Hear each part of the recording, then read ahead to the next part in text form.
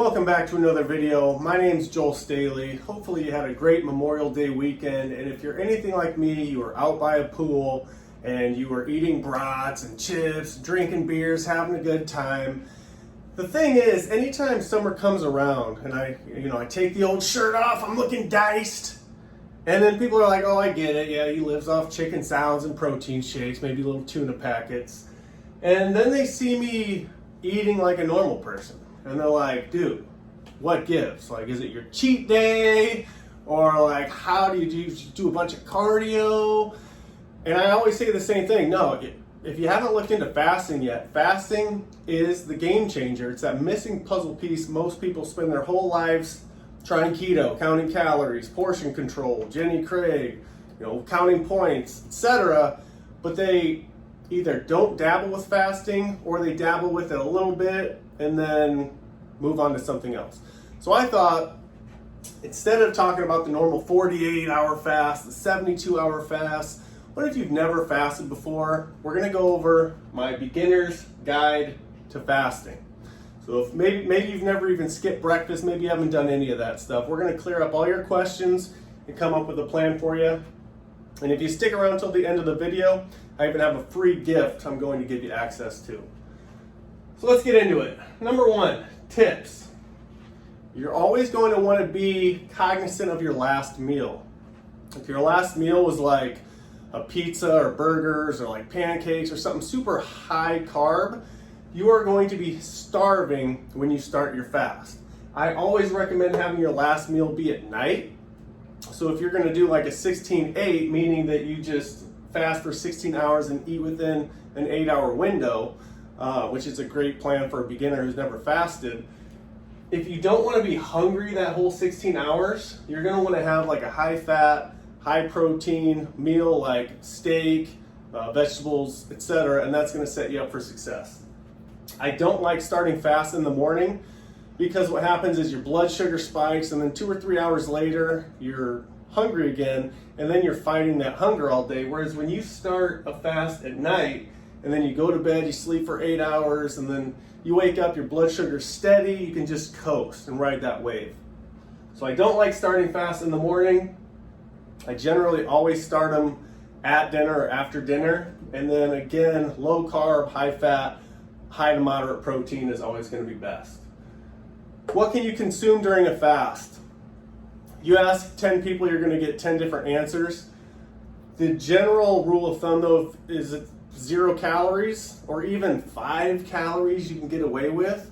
So this gives you a lot of options. It gives you obviously water and black coffee. There's 1,000 drinks that are 0 calorie now. Powerade Zero, the Monster Energy drinks that are 0 sugar, 0 calories. Really any of those are fine. Once you start getting like the apple cider vinegar and like the fish oil pills and stuff, that's where people start disagreeing a little bit. But I like to keep it as black and white as possible. If you can do black coffee, water, and then obviously electrolytes, which I've talked about in other videos that are cheap, you can get them on Amazon.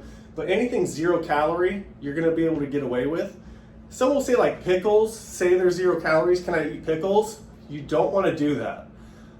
For the sole reason that once you start chewing, your mouth starts salivating and you'll actually get hungry.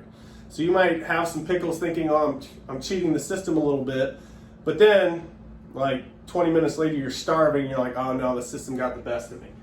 So anything 0 calorie is fine. Pre-workouts, anything 0 calorie, even 5 calories or less, you're golden. Workouts, always a huge question. Can I work out when I'm fasting? Should I do HIIT or should I lift weights? You should always lift weights. You should always prioritize lifting weights if your goal is a lean, healthy, strong physique over doing cardio. If your goal is just fat loss, the fasting will take care of it. Not to say you can never do any cardio, but you 100% want to make sure you're lifting weights. And the big thing is just don't stress about, oh, I can't have my protein 15 minutes after a workout. Whenever you're working out, if you prolong the amount of time before you have protein, your muscles essentially act as like a dry sponge. And it will absorb that protein so much more efficiently rather than if you're constantly flooding it with protein.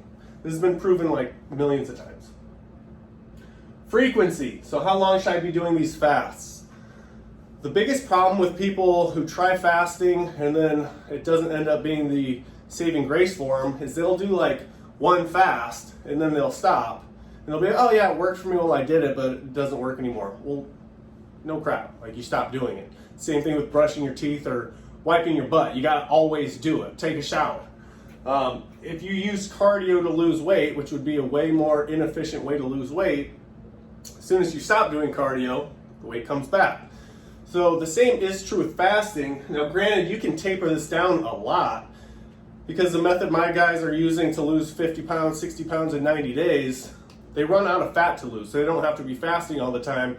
You can dial it back, but it still has to be an integral part of your life. You have to be like conscious about doing it and working it out, creating a habit out of it. So when you're getting started, I would say 4 or 5 times a week, as much as possible. You're not gonna over fast if you have weight to lose. Accountability. This is the big one. This is another reason people do 1 or 2 fasts and then they stop. Accountability is huge. Obviously fasting is free. The reason we have a 90-day program is the accountability, the guidance, the community, people checking in on you, tracking your results. That's huge. So if you're gonna go at this alone, at least rope in a coworker or family member or friend that's also working on some fitness goals. Set a challenge and make sure you're checking in with each other. Now the key to accountability is it needs to be somebody you respect and you don't want to disappoint. It can't be like your little cousin that you really don't care what they think. Otherwise, you might as well not do it in the first place. So what about a fasting plan? Now, if you've never skipped breakfast at all, a great place to start is 16-8, meaning you essentially skip breakfast. You fast for 16 hours and then you eat within an 8-hour eating window. Now, you don't get all the benefits of prolonged fasting with this. So look at this, these right here. As the benefit of these, they will help you limit calories and you'll lose weight slowly. However, it's not going to be like fuel on the fire with the bottom ones here, and you don't get like into ketosis, you don't get all these massive health benefits, but there is a benefit, and that is you are getting used to fasting. So once you master these, you can graduate onto the big dog status fasts. So when you're just starting out, I would say do a week or so of 16-8, just commit to it. Really don't even have to do the weekends. It all depends on your goals, so I'm talking in generalities a little bit. But I would knock out 5 to 10 16-hour fasts. Once you do that and it becomes easy, then you can move on to 24s. That means instead of eating from like noon to 8 p.m., now you're eating from like 4 to 8 p.m. And what that does is it just elongates your fasting window and limits your eating window, and you just get your body more used to it. Last in the beginner fast is called 1 meal a day. So for me, I work all day, and then by the end of the day when I'm done and I get home, I like to eat with my family and enjoy myself, maybe pour a little glass of a little something something. And so 1 meal a day works great for me. And it's very hard to go over your calories if you're eating like one huge meal a day. It's not gonna happen, especially if you're eating like decent food. So I would say do 16-8 for about a week or 2 weeks, give the 20 to 4 a week, get into a rhythm, and then you can start experimenting with some 1 meal a day. Once you do 1 meal a day, and that's the norm for you, this is a trick. Once 1 meal a day becomes the norm for you, a 48-hour fast is simple because you're only skipping 1 meal. So if I'm used to only eating dinners, and then I decide to do a 48 starting Sunday night, that means I eat Sunday night, I'm missing my 1 meal that I'm used to Monday night, and then I eat again Tuesday night. So instead of missing like 8 meals that I'm used to eating, when 1 meal a day becomes the norm, fasting for long periods is simple. Do a 72-hour fast, you're skipping 2 meals that you're used to eating. So very easy stuff. So dabble with all of these for about a week to 2 weeks each, and then this is when you graduate, skipping your first dinner and going into a 36. This is where the light kind of hits you, because you wake up at 36 hours and you're like, wow, I actually feel really good. My body's not inflamed, I have tons of energy, I have tons of mental focus. Maybe I can push this a little bit longer because I'm not really hungry right now. And that's when you can coast into the 48s or even 72s and the fat literally, you guys, starts melting off. It's too simple. You can work out the whole time, you can eat or drink whatever you want as long as it's 0 calorie, and then when you break for the longer fast, you don't need to worry about breaking a fast for these short guys. Just eat, honestly, whatever. But you would want to break it the same way that you started it. Lower carbs if you can help it. It's just going to make your stomach feel better, make you less lethargic. But this is really it. I have put together a beginner and an advanced punch card for fasting. So if you want access to that punch card, just comment punch card below and I'll send it over. But what it's going to do is it's going to give you an exact plan of do this many 16-hour fasts. And as you do them, you mark them off or you cross them off, you punch it out, and you know, all right, I have 12 to 16 fasts to do on this card. Once I knock out that beginner's card, I've even included an advanced fasting plan for those who, have mastered the shorter fasts. And if you knock out this advanced punch card, I can guarantee you're going to lose 30 pounds easily.